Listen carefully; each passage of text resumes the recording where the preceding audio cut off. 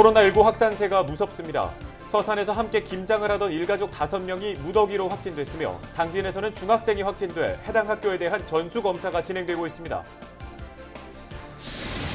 고 김용균 씨 사망 2주기 추모제가 10일 태안화력발전소에서 열렸습니다. 비정규직 노동자들은 2년이 지나도 현실은 그대로라며 기업의 처벌을 강화하는 중대재해처벌법 제정을 촉구했습니다. 청량군이 국민권익위원회 청렴도 조사에서 242개 지방 공공기관 가운데 유일하게 1등급을 받았습니다. 지난해보다는 3단계 수직 상승에 화제가 되고 있습니다. 국내 21개 중소기업이 충남에 4천억 원을 투자합니다. 이들 기업은 홍성 등 7개 시군 산업단지에 공장을 신설하거나 증설하고 직원 1,000여 명을 신규 채용할 계획입니다.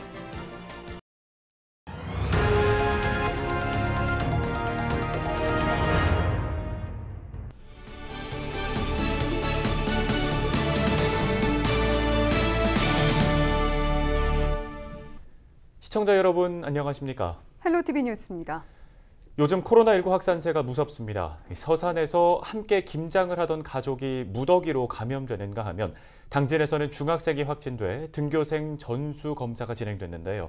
취재기자 전화 연결해서 들어보겠습니다. 정선영 기자, 먼저 서산 지역의 상황을 정리해 주시죠. 네, 서산에서 9일 밤 일가족 5명이 코로나19 확진 판정을 받았습니다. 서산 75번에서 79번 확진자인 이들은 지난 5일부터 6일까지 고북면에 있는 집에 모여 함께 김장을 했는데요. 김장에 참여한 사람은 모두 14명으로 서산 주민이 5명, 다른 지역 주민이 9명입니다. 이 가운데 확진자는 10일 기준 서산 5명, 타 지역 4명입니다. 확진자의 주요 동선을 보면 서산 78번은 지난 7일 오전 성영면 왕정 1, 2 마을 행사에 참석했습니다. 마을 주민 29명에 대한 검사 결과 다행히 모두 음성으로 나왔습니다. 또 이날 오후엔 서산시청 건설과를 방문했는데요.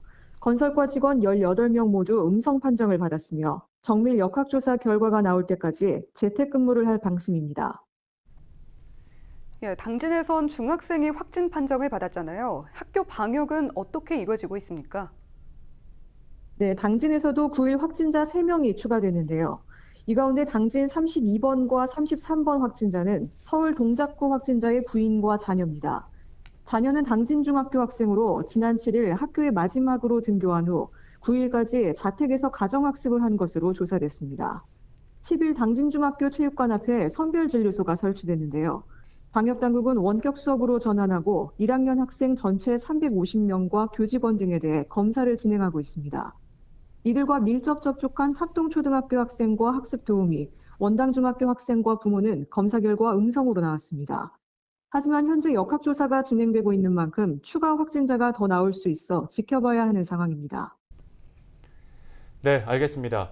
시청자 여러분들께서도 일과 후나 주말 등의 모임과 만남은 최대한 자제하시고 개인 방역수칙을 철저히 지켜주셔야겠습니다. 지금까지 보도국 정선영 기자였습니다. 다음 소식입니다. 청년 노동자 고 김용균 씨가 숨진 지 꼭 2년이 지났습니다.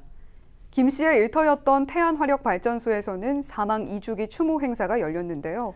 비정규직 노동자들은 2년이 지나도 현실은 그대로라며 기업의 처벌을 강화하는 중대재해기업처벌법 제정을 촉구했습니다. 한범호 기자가 보도합니다. 죽임을 당한다고 24살 청년 김용균 씨가 컨베이어 벨트에 끼어 숨진 그곳 태안화력 발전소에 비정규직 노동자들이 모였습니다.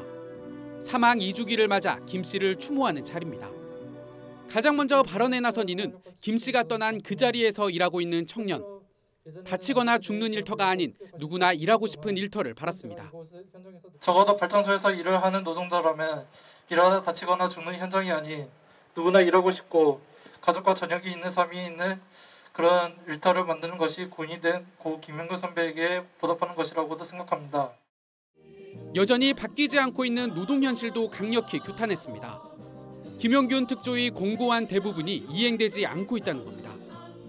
인구가 준 거 가지고 우려해서 출산율을 높이기 위해서 온갖 정책들을 쏟아내고 있지 않습니까? 근데 정작 매년 수천 명의 노동자들이 죽어가는 것에는 그 어떤 정책도 내놓지 않고 있습니다. 그러면서 중대재해처벌법을 반드시 제정해야 한다고 목소리를 높였습니다. 중대재해처벌법은 안전관리를 소홀히 한 사업주나 경영 책임자에게 강한 책임을 묻는 내용을 담고 있습니다. 사망사고가 일어났을 때 징역형이나 수억 원의 벌금형에 처할 수 있습니다. 김 씨의 어머니와 산업재해 유가족, 정의당이 법을 제정하라며 국회 앞에서 농성을 벌이고 있지만 통과 여부는 불투명한 상황. 어떤 분들은 처벌이 아니라 예방의 목적이라고 이야기를 합니다. 그렇습니다. 처벌을 받아야 최대의 예방을 할 수 있다고 하는 것을 우리는 그동안의 수많은 사고에서 우리는 확인하고 또 확인했습니다. 위험의 외주화를 막아달라는 외침이 여전한 가운데 김용균 추모위원회는 오는 12일까지 추모 주간을 이어갑니다. 헬로티비 뉴스 한보호입니다. 다음 소식입니다. 국내 21개 중소기업이 충남에 4천억 원을 투자합니다. 충남도와 21개 기업은 10일 도청 대회의실에서 투자 협약을 체결했습니다. 기업들은 천안과 아산, 홍성 등 도내 7개 시군 산업단지 30만 제곱미터 부지에 4,072억 원을 투자할 계획입니다. 12개 기업은 국내 생산 공장을 신설하거나 증설하고 8개 기업은 다른 지역에서 충남으로 생산 시설을 이전하는데요. 중국의 생산 공장을 국내로 복귀시키는 업체도 한 곳 포함됐습니다. 기업들은 이번 투자를 통해 직원 1,072명을 신규 채용합니다. 도는 투자가 성공적으로 마무리되면 1조 2천억여 원의 경제적 효과를 얻을 것으로 기대했습니다.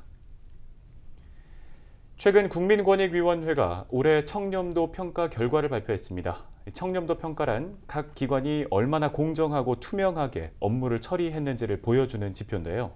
이 청렴도 평가 대상인 전체 500여 개 기관 가운데 1등급을 받은 곳은 10곳도 채 되지 않습니다.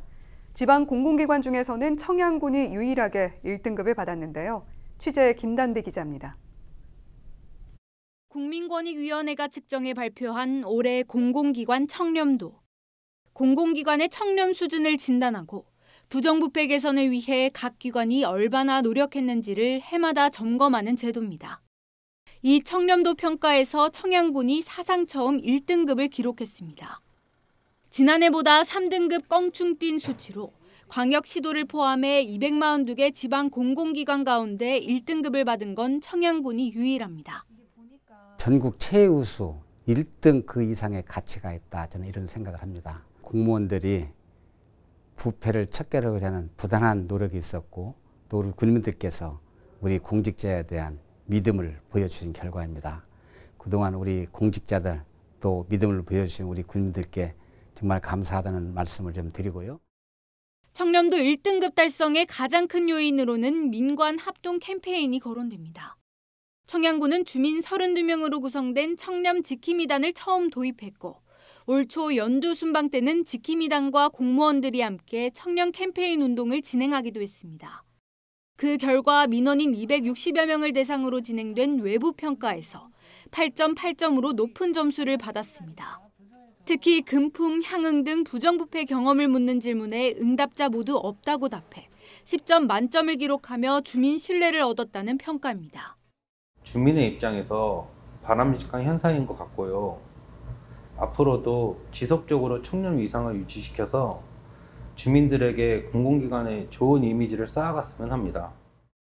이 밖에 충남에서는 홍성군과 예산군이 청렴도 2등급, 서산시는 3등급을 기록했고 당진시와 태안군은 4등급의 이름을 올렸습니다. 헬로티비 뉴스 김담입니다. 국민권익위원회가 발표한 공공기관 청렴도 평가에서 충남교육청이 종합청렴도 2등급을 받았습니다.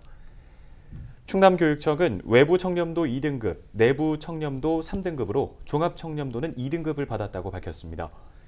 지난해 종합 4등급에서 2단계 상승했으며 전국 시도교육청 가운데 가장 높은 등급입니다.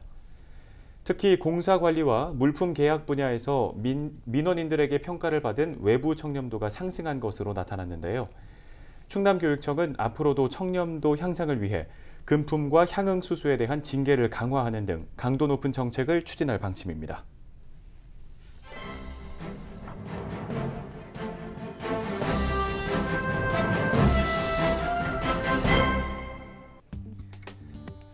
신문 브리핑 굿모닝 충청 기자 함께 보시죠.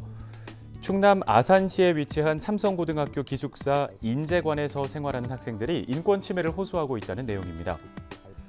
제보자에 따르면 이 학교 인재관의 방 문에는 약 2cm가 되는 구멍이 뚫려 있는데요. 이 구멍을 관찰경이라고 부른다고 합니다. 학생 안전을 확보하기 위한 용도라는 게 학교 측의 설명입니다. 그러나 학생들의 입장은 조금 다른데요.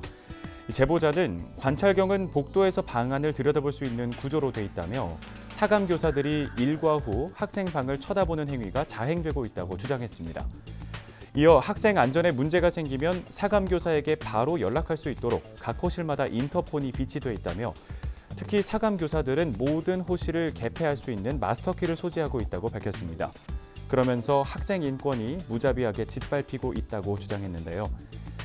이 관찰경은 목적에 부합한다고 볼 수 없고 실제로는 인권 침해를 하기 위한 감시경에 불과하다고도 전했습니다. 이에 대해 삼성고 관계자는 굿모닝 충청과의 통화에서 방 안 점등 여부를 확인하는 용도이고 구멍이 작다 보니 학생들이 무엇을 하고 있는지는 보이지 않는다고 반박했습니다. 그러면서 문제가 제기된 만큼 기숙사 소위원회에 안건을 올려 필요한 조치를 취하겠다고 덧붙였습니다. 이와 관련해 충남교육청 관계자는 학생들의 사생활 침해가 우려되고 인권 침해 가능성이 있어 보인다며 삼성고 교감에게 즉시 시정 조치를 하라고 권고했다고 말했습니다. 지금까지 신문브리핑이었습니다.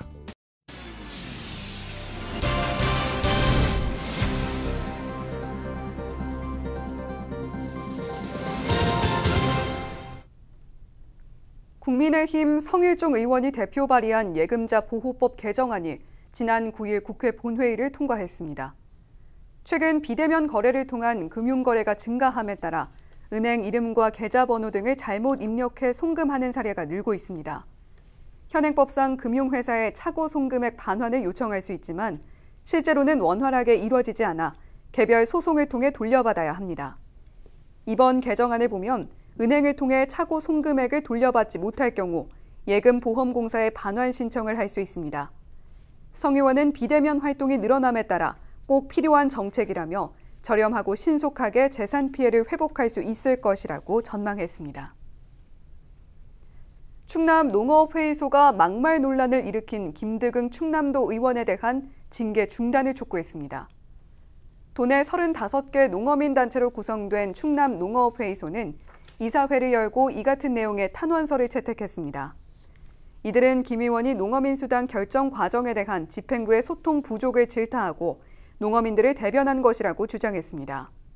따라서 김 의원에 대한 징계는 도민이 선출한 의원의 의정 활동을 위축시키고 의회 민주주의를 심각하게 훼손한다고 말했습니다.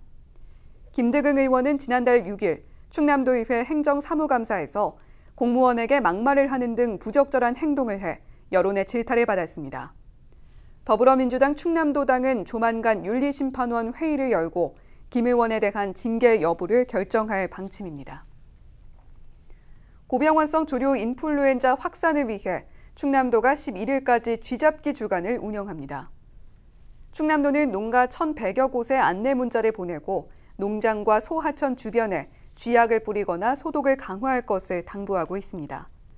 현재 방역당국은 쥐가 AI 바이러스를 전파하는 주요 매개체라고 보고 있습니다. 먹이를 찾기 위해 논밭이나 하천 주변에 내려앉은 철새 분변을 묻힌 쥐가 가금류 농장으로 들어오면서 AI를 전파할 가능성이 크기 때문입니다. 한편 겨울 철새 94만 마리 가운데 30%인 30만 마리가 충남 천수만을 찾을 것으로 예상됩니다.